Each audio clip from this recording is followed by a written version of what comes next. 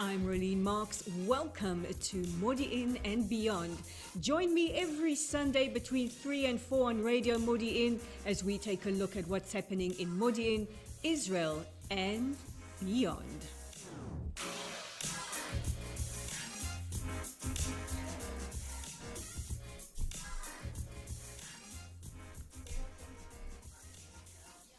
It's not Sunday, it's Tuesday. It's time for Modiin and Beyond on Radio Modiin with me, Rolene Marks. And I'm very, very excited for today's show because I have with me in the studio Adam Levick, the co-editor of Camera UK. We're going to be joined by somebody who I've been trying to get for ages, Kinsey Scofield. She's a royal expert and the host of the To Die For Daily podcast. And of course, rounding it up with everybody and my favorite entertainment correspondent, Yael Kinar. Making sure everything runs on time is our engineer, Pe'er Atia, behind the scenes, giving me a big thumbs up because so far I haven't blown anything up. But make yourself a coffee, get comfortable. We're going to be unpacking quite an important issue coming up. And remember, if you guys want to be featured on Modiin and Beyond, please be in touch with me via my Facebook page. Or if you want to advertise your business, that is the place to do it as well. But join me in welcoming to the studio again, Adam Levick, co-editor, Camera UK. Welcome. Thanks for having me. It's great to be here. It's always a pleasure. Now, you and I are going to discuss an issue that has become very, very divisive in Israeli society. It's an important issue, but it's one that I think we need to start having these difficult discussions, and that is the divisions that are growing between different groups. And we're not going to get into the merits pro or against the proposed judicial overhauls, but you and I spend a fortune of time on social media, defending Israel, making the case for Israel against some really, really scurrilous accusations. What has been your experience in the last couple of weeks? On social media in particular? On social media and even just amongst groups of friends and acquaintances. Yeah. Look, it's a very divisive issue, and I've argued to my friends in the U.S. that probably this is the most divisive issue since I made Aliyah. And however, it's also important to remember that Twitter isn't real life. And people say that, but it's true. I mean, you find the loudest voices on Twitter and sometimes Facebook, but it doesn't necessarily represent the emotions and views of most people.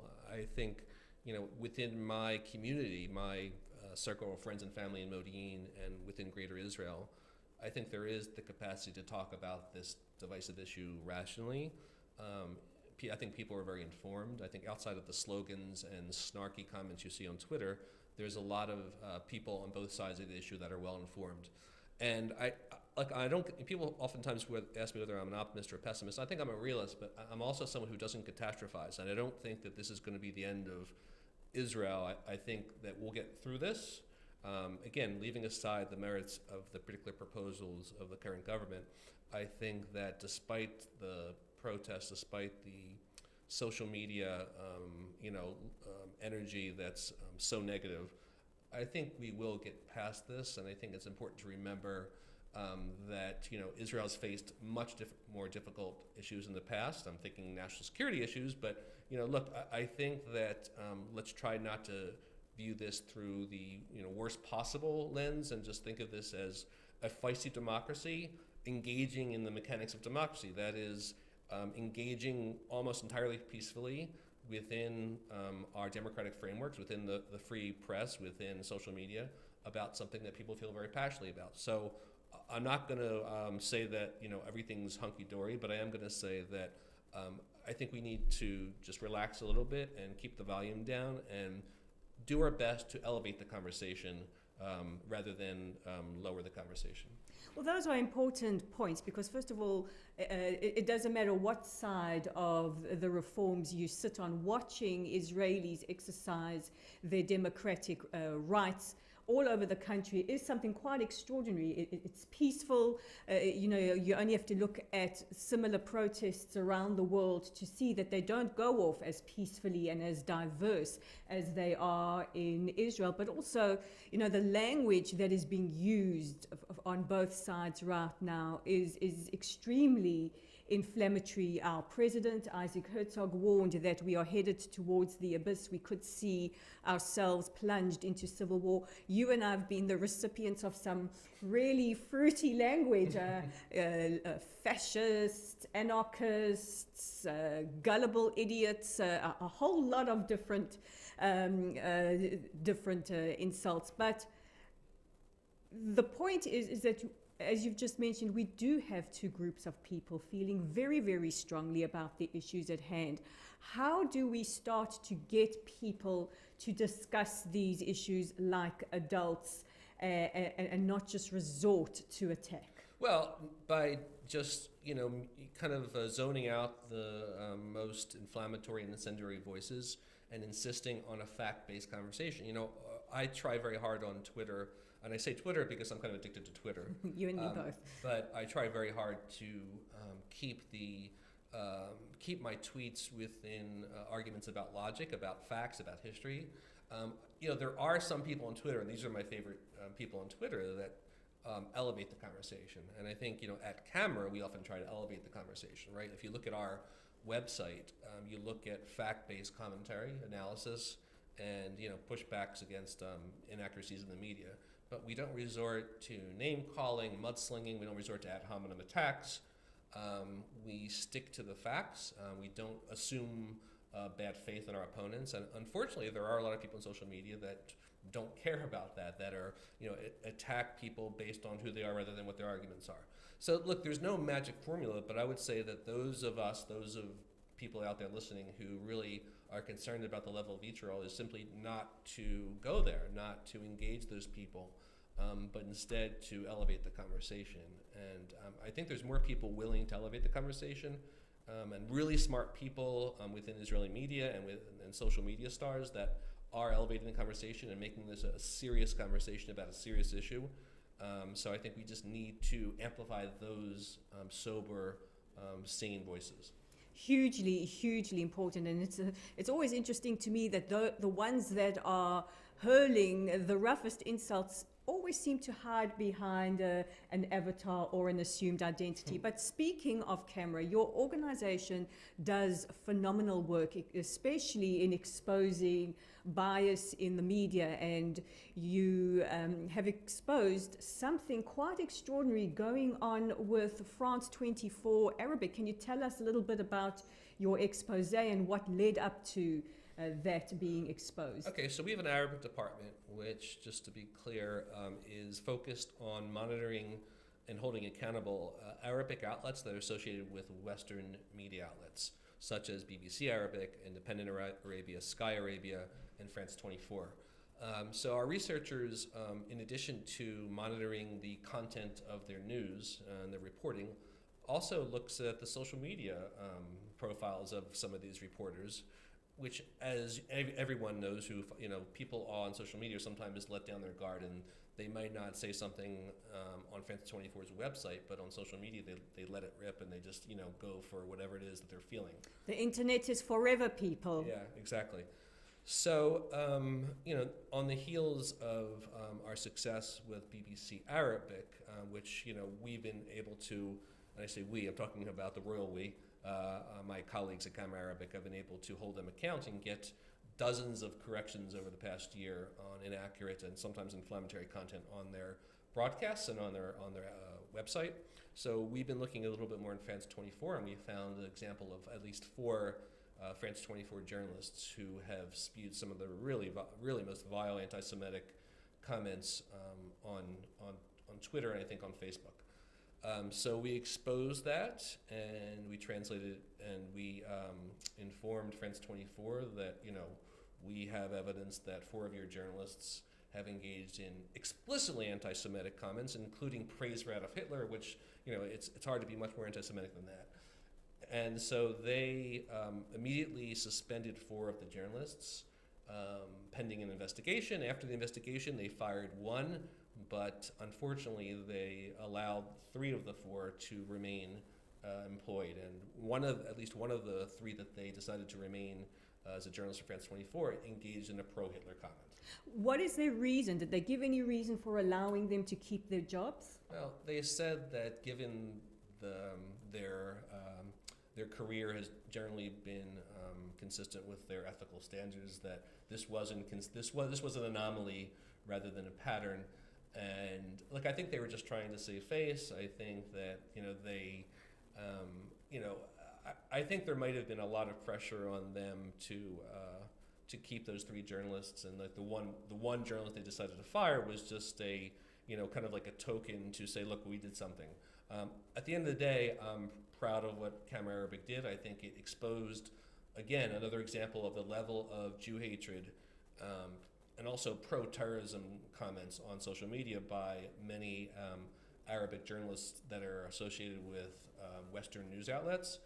So I think this is a good kind of learning moment for I think anyone that follows the Arabic media. The result, I think it's shameful that the France 24 allowed 3 of the journalists to remain on air, but I'm happy that they at least took it seriously and at least one of them was fired, because again, it's hard to get worse than praising Adolf Hitler. Like if that doesn't cross the line, then what does? Surely this can be elevated to the French government, that these are the type of broadcasters going out there, these are the type of comments they are making, extremely inflammatory, especially since we've heard the wonderful sound bites coming from the French leadership about their commitment to fight anti-Semitism.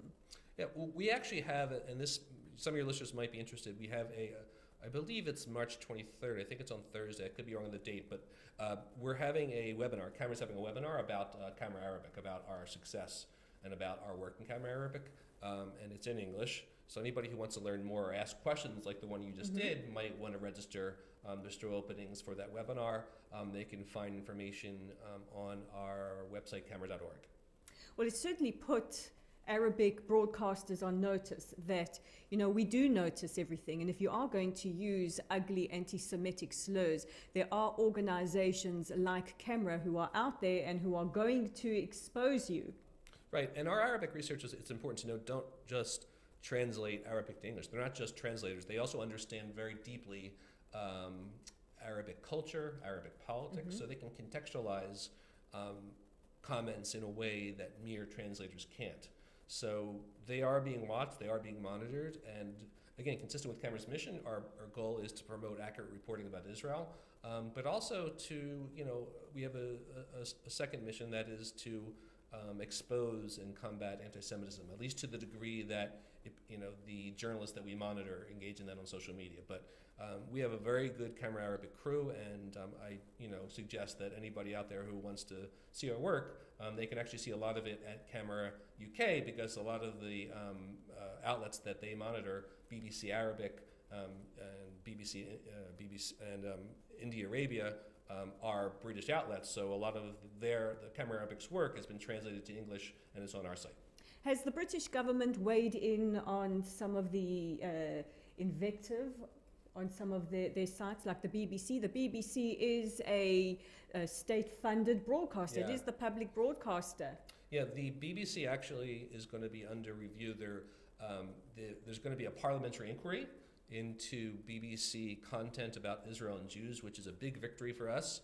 This is something that we've been pushing. We've been pushing for greater exposure of BBC's content about Israel and Jews for a long time. So there's going to be a cross-parliamentary inquiry, both by members of the House of Lords as well as members of the House of Commons, and it's going to be a in-depth and hopefully enlightening investigation that hopefully will have serious consequences and hopefully will hold BBC to account. So we're really excited about that.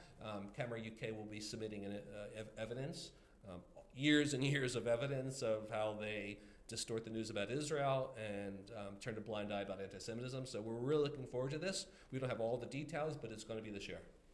That is very, very important, especially in light of the Balin report. Do we have any hopes of the Balin report? For any of your listeners, or our listeners who don't know, the Balin report was commissioned by Malcolm Balin. He's a former editor who sifted through tens of thousands of hours and images of the BBC coverage of Israel. That report has been buried. Can we put the pressure on the BBC to release the Balin report?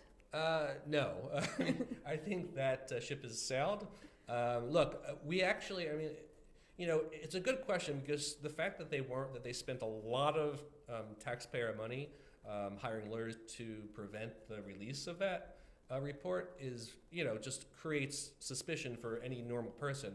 But we did learn through a contact we have in high place who read the report that there's nothing this was like 2004, so there's nothing necessarily earth-shattering for, you know, in 2023. I mean, in other words, it's shameful that they decided not to release the report, and there's no justification for it, but our understanding is that there's nothing that, if that report was revealed, would be necessarily enlightening about what's happening today. So, you know, people did the best they could, but I think that ship has sailed. Can you give us your website details again? Well, the main website is camera.org, and my website, meaning I co-edit Camera UK, is camerauk.org. And we also, just to, you know, I don't know how much time we have, but we also have a Camera on Campus website, cameraoncampus.org. Very important. Yeah, which fights and empowers college students to fight back against some of the horrible anti-Semitic abuse that they've been experiencing on campus. And we also have a Christian department and a Spanish department. So, you know, where our tentacles, as they say, are all over the world. Everywhere. Adam Levick, the co-editor of Camera UK. We're going to take a short music break. On the other side of this, I'm going to be talking all things royal and coronation with Kinsey Scofield.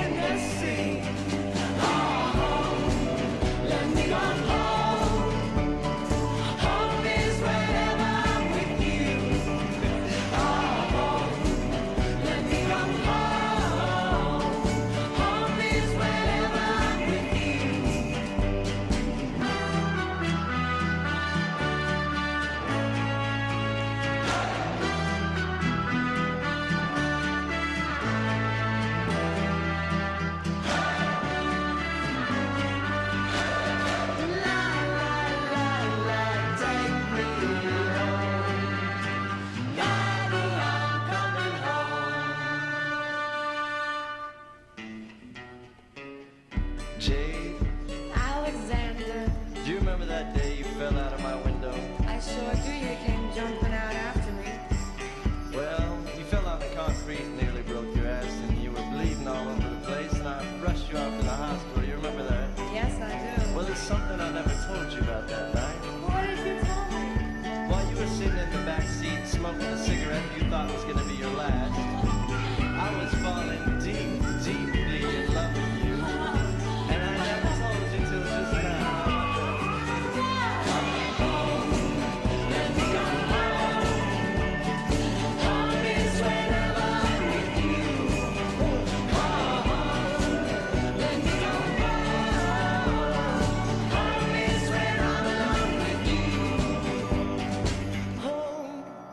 Let me come home. Home is wherever I'm with you. Oh, home. Yes, I am home. Home is when I'm alone with you. And I say my heart gets slow. I get up my heart and fly. Want to wanna go.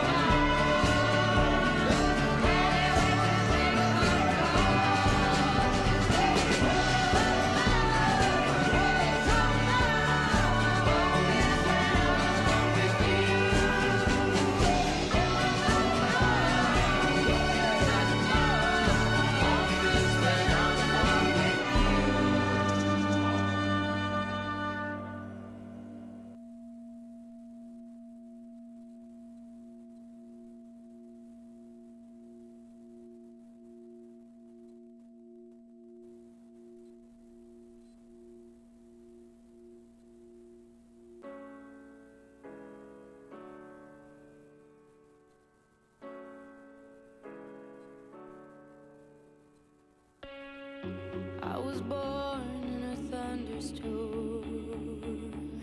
I grew up overnight. I played alone, I played on my own. I survived. Hey, I wanted everything I never had, like the love that comes with life. I wore envy and I hated that, but I survived. I had a woman that took her to a place where all the demons go, where the wind don't change and nothing on the ground can ever grow. No hope, just lies, and you're taught to cry in your pillow. But I survived. I'm still breathing. I'm still breathing. I'm still breathing. I'm still breathing. I'm alive. I'm alive. I'm alive.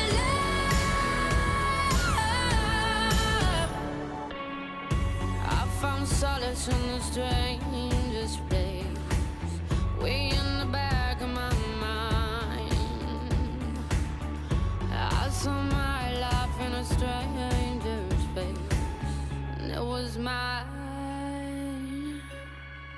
I had a woman that took her to a place where all the demons go, where the wind don't change and nothing in the ground can ever grow. No hope, just lies, and you're taught to cry in your pillow. But I survived. I'm still breathing. I'm still breathing. I'm still breathing.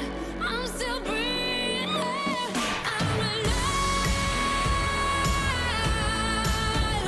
I'm alive. I'm alive.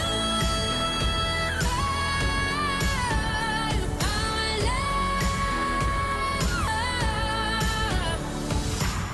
Took it out, but I'm still breathing. You took it out, but I'm still breathing. You took it out, but I'm still breathing. You took it out, but I'm still breathing. You took it out, but I'm still breathing. You took it out, but I'm still breathing. You took it out, but I'm still breathing. You took it out, but I'm still breathing. I admit every every single mistake that you could ever possibly make. I took and I took and I took what you gave, but you never noticed that I was in pain. I knew what I wanted, I went on and got it. Did all the things that you said that I wouldn't. I told you that I would never be forgotten. I know in spite of you.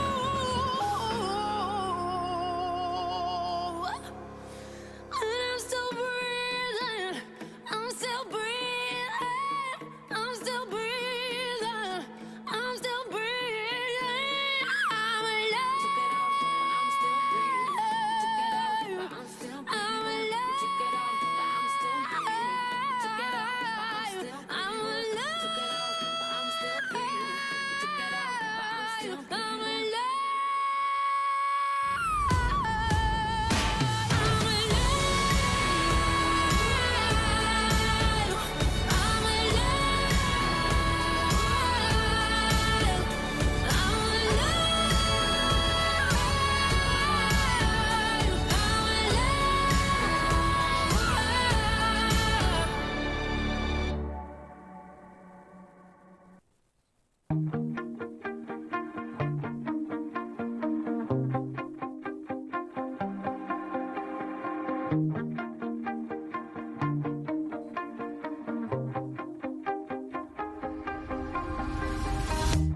You shut it out, but I can't hear a word you say. I'm talking loud, not saying much. I'm criticized, but how your bullets ricochet. Shoot me down, but I get up. I'm bulletproof, nothing to lose. Far away, ricochet. You take your aim. Far away, you shoot me down, but I won't fall. I am titanium. You shoot me down, but I won't fall. I am titanium.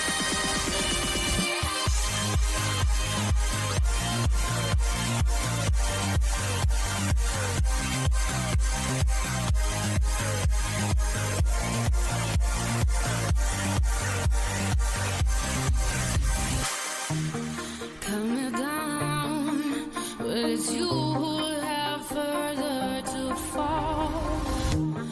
Ghost town, haunted love. Raise your voice, sticks and stones may break my bones. Talking loud, not saying much.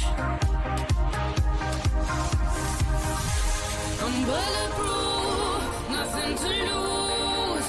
Far away, ricochet. You take your aim. Far away, you shoot me down, but I won't fall. I am titanium. You shoot me down, but I won't fall. I am titanium.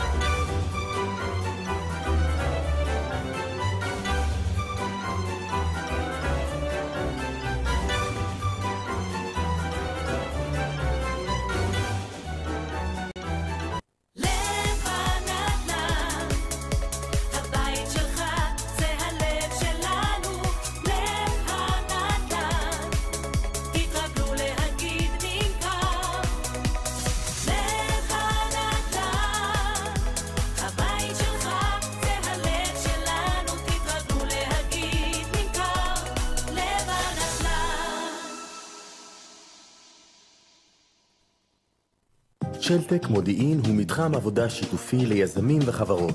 בשלטק תמצאו עמדות עבודה אישיות, משרדים סגורים, חדרי ישיבות מרווחים, מרחבי הדרכה משודרגים. בקיצור, כל מה שעסק בצמיחה צריך. שלטק, עסקים שגדלים יחד. מחפשים חוויה משפחתית שוברת שגרה? דייט מוצלח ורומנטי? חוות צהלה מזמינה אתכם לרכיבת שטח חווייתית במיוחד בתוך הנוף עוצר הנשימה של עמק איילון. חוות צהלה, תתכוננו להתאהב. לפרטים 055-662-6773.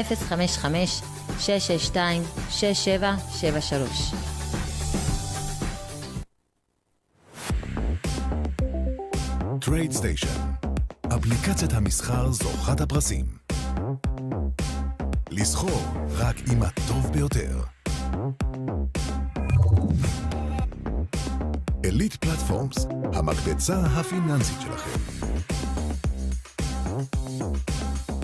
ברוכות הבאות למכללה האקדמית לחינוך תלפיות בחולון. מכללה שהיא בית. בבית שלנו יש מרצים עם תשוקה לחינוך. סגל מנהלי עם תודעת שירות גבוהה. והמון יחס אישי לצד מצוינות אקדמית. אלפי בוגרות המכללה המובילות את שדה החינוך בישראל היא העדות הטובה ביותר, שמכללת תלפיות הינה המקום הנכון ביותר עבור מי שרוצה להצליח, להשפיע ולחנך את דור העתיד. כי החינוך מתחיל מהבית. לצד המתקנים הפיזיים המתקדמים, המערכים הטכנולוגיים והקמפוס המתחדש, אנו מציעים לכן 5 מסלולי לימוד לתואר ראשון. חינוך לגיל הרך, חינוך יסודי, חינוך על יסודי, חינוך מיוחד ואומנות. כך שכל סטודנטית תוכל לבחור את המסלול המתאים ביותר עבורה. במכללת תלפיות תמצאי את כל היתרונות במקום אחד. יחס אישי ותוכנית מותאמת אישית. קמפוס בוטיק חכם וחדשני. מרחק הליכה מתחנת הרכבת. כל זה במרכז הארץ. כולנו כאן בשבילך. מאמינים בך. צוות מכללת תלפיות. מכללת תלפיות לחינוך. ללמוד לתואר ראשון עם החברות שלי בדרך שלי. זו תלפיות שלי. רדיו מודיעין, התושבים מדברים. רדיו מודיעין, התושבים מדברים. Welcome back to Radio Modiin, and I'm Rolene Marks. This is Modiin and Beyond. We seem to be having some technical difficulties cutting to Los Angeles, but somebody who I know so many of you love to hear on a weekly basis is our entertainment guru, our correspondent Yael Kinar. Welcome back to Modiin and Beyond. Thank you. From Jerusalem, but my heart is also in Los Angeles, like your other guests. Well, speaking of Los Angeles, we had a very special visitor last week. I'm very upset that he didn't give us advanced warning, and that is one Mr. Rob Lowe. Getting better with age, Yael. Getting better with age. 59 and fabulous. Rob Lowe, who was a teen star and sort of started his popularity with the Brat Pack and St. Elmo's Fire, and then had a resurgence later on, The West Wing, Parks and Recreation, very popular. He's written a book, he has a podcast, and he graced our holy land and holy city with a visit. We're not 100% clear on the reason. There were some rumors that he was filming something, and then other rumors that it was just a guy's trip. He's not Jewish. He was spotted at the hotel wearing a nice sparkling white kippah. He stayed at the King David Hotel, as one does, if one is extra fabulous. And we are happy to welcome him and all of his Hollywood friends. He is really in a good place in his life, which shows in his looks. But he's been sober for a long time. He practices meditation daily. He's been married for 30 years. He has 2 sons. What's not to love, Rob Lowe? I do have to say that I'm a regular listener to his podcast called Literally with Rob Lowe. Outstanding. So, you know, he's very self-deprecating. If you want to listen to a fabulous fun and entertainment podcast, that's Literally with Rob Lowe. And he's a really, really good writer. I've read his autobiography, Stories I Only Tell My Friends. Very, very funny, very entertaining, and looking forward to reading the follow-up to that. So, Rob Lowe. See, not just a pretty face. We have actual personality and brains sometimes as well, which is always delightful. Not just a pretty face, but Rob, if you're listening, because hey, everyone does, call us. We'll welcome you personally next time. But somebody else that we need to talk about, Yael. Yes. Gwyneth. I'll just interject and say that we had another visitor here in the Middle East, but who didn't make the hop, skip, and a jump over to Israel, which is a Ms. Oprah Winfrey, who's been spending the last few days in Jordan, posting about it excessively on Instagram, and has left me with some FOMO. What? You may continue. Yes. Yeah, Jordan is not too far. Maybe there'll be a surprise visit. I don't know. But I have been following closely because she's so near yet so far.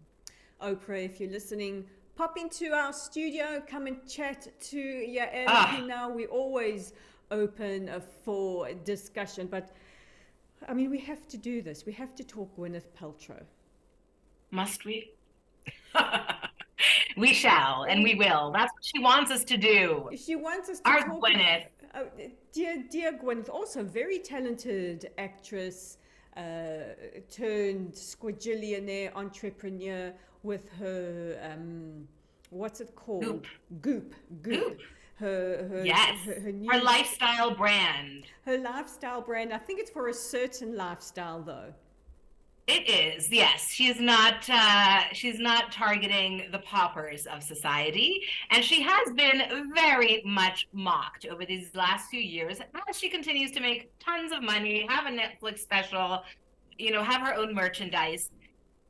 So she makes these grand recommendations and sometimes, gift suggestions for holidays, which, oh, your mother would love this ring. It costs $500,000. Run out and get it. So she's been accused sometimes of being a little disconnected from the people. A little. I don't mind her. I must say she's another one of the 50 and fabulous category. She looks great. Her job has become sort of her body, her brand, her image. And she works hard at it. She works out and does yoga and intermittent fasting and the keto and the paleo. And so she, on a podcast last week with her physician, she was talking about the fact that she has long COVID. She believes it comes with residual inflammation in her body, and that her doctor, Dr. Cole, has advised her on a particular diet. She begins her day at noon. She sips on some bone broth. She then for dinner goes crazy with a few vegetables. And there was a lot of feedback on how realistic is this for the rest of us. But hey, it's hard to look that good for this long, and she's always showing us peelings and supplements, and she used to be macrobiotic, she used to be vegan. She dabbles in all of these wellness suggestions, which may or may not be realistic for the rest of us. And there's also been an accusation that the timing of the podcast perhaps was to distract from the fact that she's taking the stand in court in a legal case for an unfortunate ski accident that happened back in 2016. She's being sued, I believe, for $300,000, and her countersuit is for $1 single dollar because she's not in it for the money, she's in it for justice. The claim of a 76-year-old retired ophthalmologist is that she skied right into him, causing fractured ribs, that it was a hit and run, that she kept on going, and others are saying that it's not exactly accurate. She had a ski instructor with her. He rammed into her. They did stay and help. He just, when he realized who the stranger under the ski goggles was, saw an opportunity. So we don't know how the case will go, but there's been some negative press around her, which she isn't used to. And now here we are talking about her diet again. But, this is the thing for me with celebrities. I often wonder if they're not just sitting ducks for people who want to make a quick buck. And, when you're talking about recommending candles that smell like your hoo-hoo or a ring that costs, I don't know, $500,000, it kind of does make you vulnerable to perhaps some opportunistic schemes.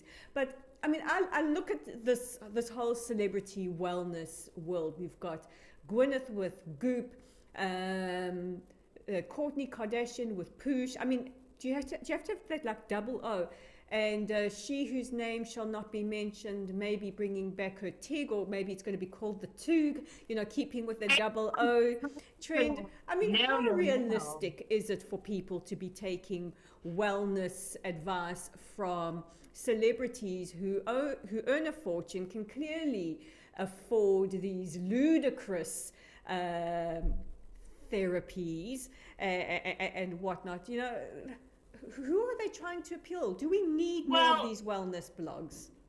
Sites? You know what? It's aspirational, as is a lot of the Hollywood content that we consume. And traditionally, for many years, celebrities were used as the faces of various commercials, trying to promote things. So people do look at Gwyneth Paltrow in 50 and say, what does she do?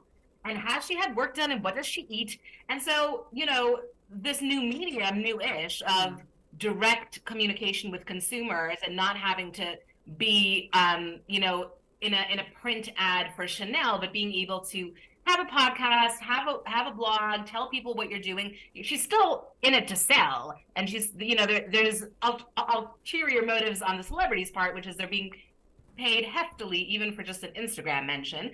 But I think there is a market for it, and people do want to know, what do people do? Is there something that is attainable? You know, she talks about dry brushing her skin before a shower, and it's exfoliating, and, you know, have more citrus. There are things that people can implement. At the end of the day, I don't think we have access to the daily trainers, daily chefs, weekly facials, you know, massages, trainers, outfits, glam, hair.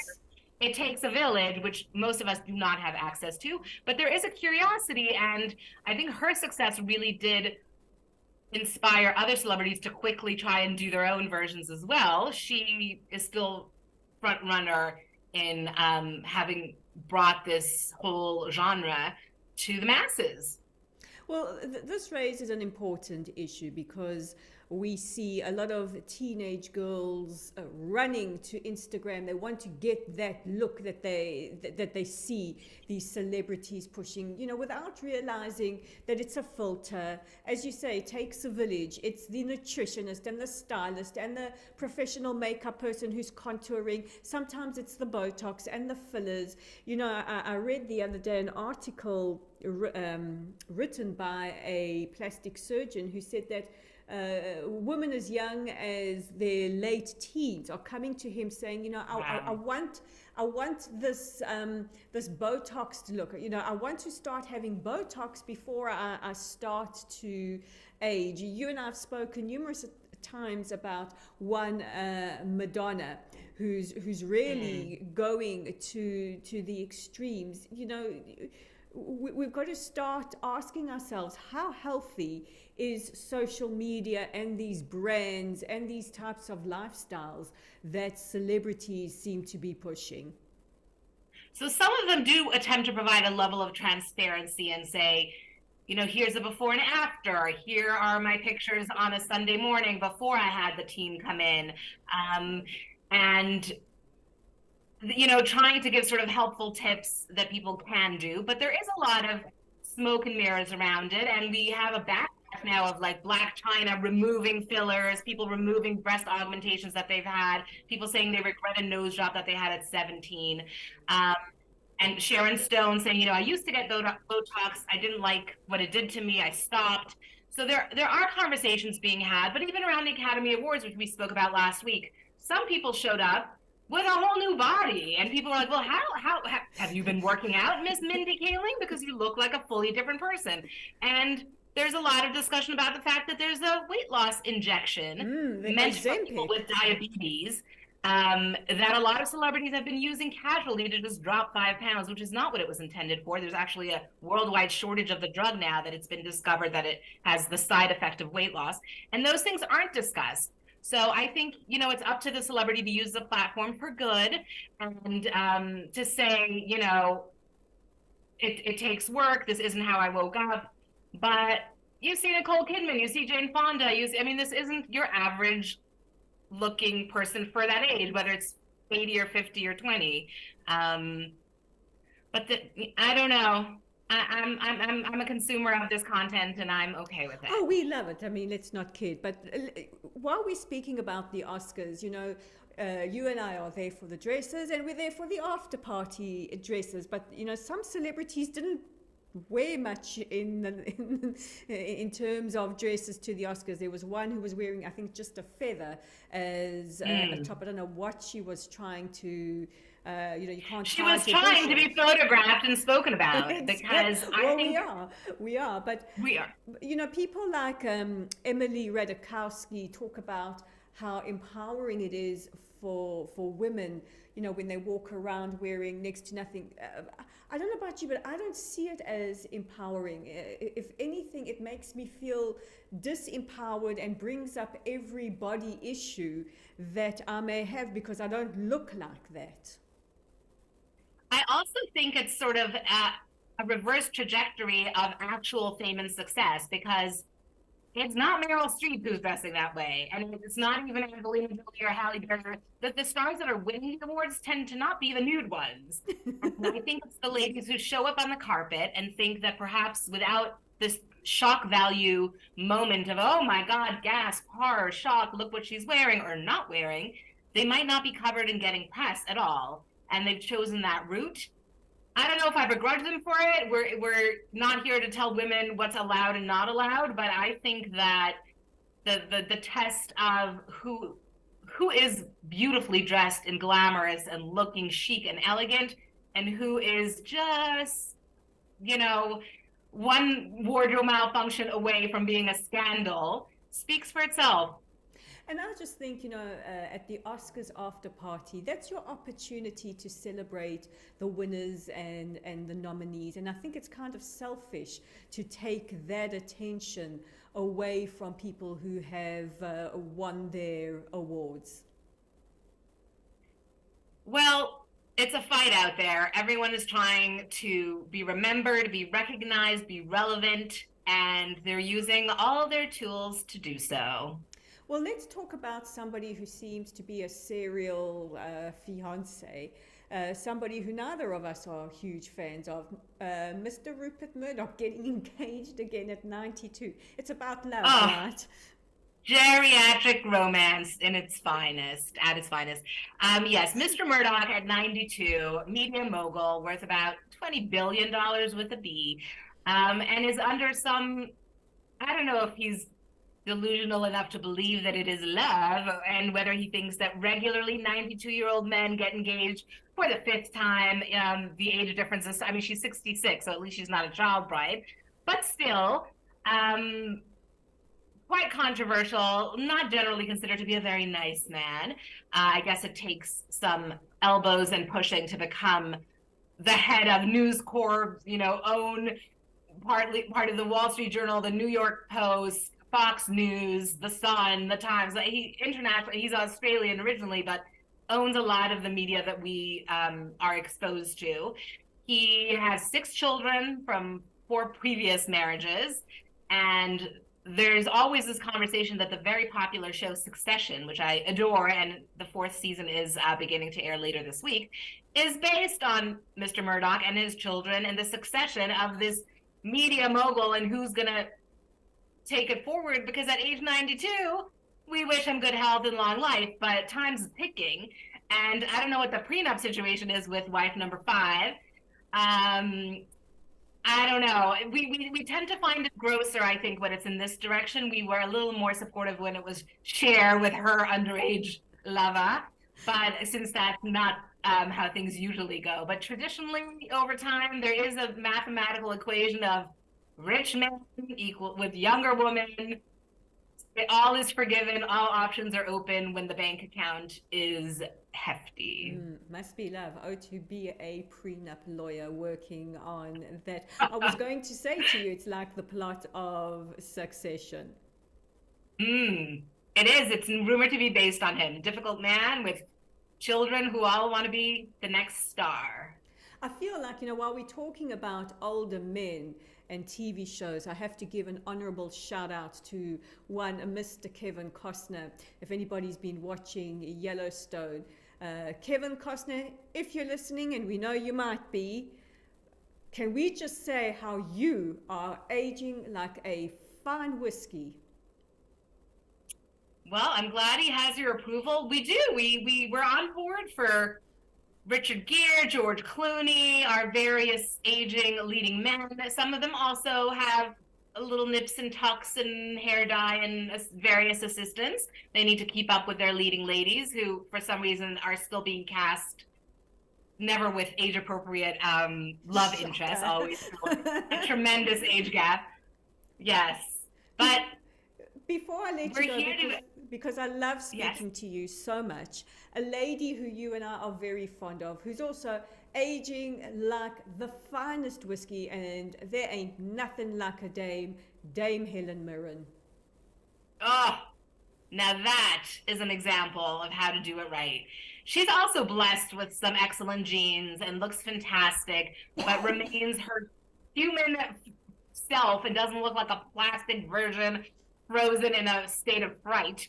And she's given us such range, both in her acting and in her style choices, always a little whimsical, always, maybe it's the British version of just being a little self-deprecating, making fun of herself, but ain't nothing to make fun of, because I am all snaps for her stylish red carpet moments and her serious work as an actress. So she's really the best of both worlds.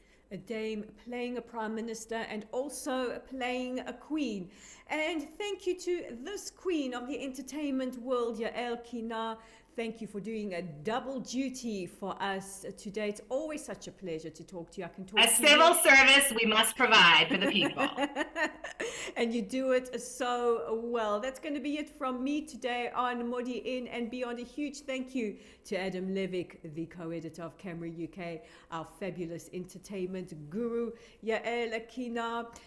We still have had technical problems cutting through to Los Angeles, but we hope to bring you an interview with Kinsey Scofield soon.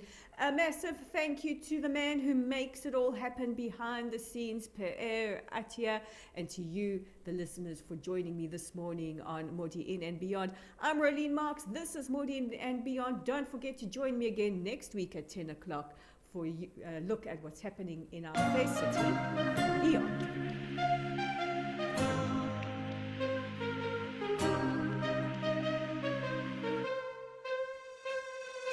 מי אתה ומה אתה אוהב, וכמה מחשבות תגיד על מה אתה חושב, ואיך אתה לא מזמין לחתונה, תגיד היה שם רב או שזה סתם היה שכונה. תנו לי לענות, תנו לי להסביר, איך אני אוהב את הקטסטרופה של העיר. תנו לי ליהנות, תנו לי להזיז, לפתוח את הכל כמו שמפניה בפריז. תנו לי לענות, תנו לי להסביר, איך אני אוהב את הקטסטרופה של העיר. תנו לי ליהנות, תנו לי להזיז, לפתוח את הכל כמו שמפניה בפריז. בא לי בלילות לרקוד עם כוכבים, לזרוק את הבגדים, לא לחשוב אם מסתכלים, ובא לי בזריחות לחגוג את החיים, לברוח לפעמים, כי גם ככה פה זה בית משוגעים.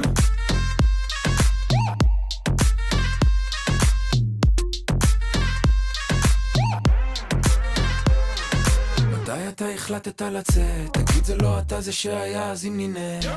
מתי תביא לנו טלנובלה? וואלה החיים שלך זה סרט באמת. תנו לי לענות, תנו לי להסביר, וואלה יש מצב הייתי אז עם חצי עיר. תנו לי ליהנות, תנו לי להזיז, לפתוח את הכל כמו שמפניה בפריז. בא לי בלילות לרקוד עם כוכבים, לזרוק את הבגדים, לא לחשוב אם מסתכלים, ובא לי בזריחות לחגוג את החיים, לברוח לפעמים, כי גם ככה פה זה בית משוגעים.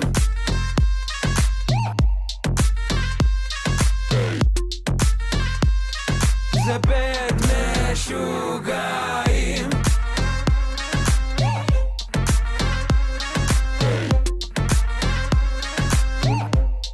חזרתי מניו יורק אחרי כמה שנים, מזוודה אחת לדירת 2 חדרים, ביפו על הגג כתבתי לי שירים, לא היה לאן לברוח, רציתי רק לחזור ישר לבית משוגעים.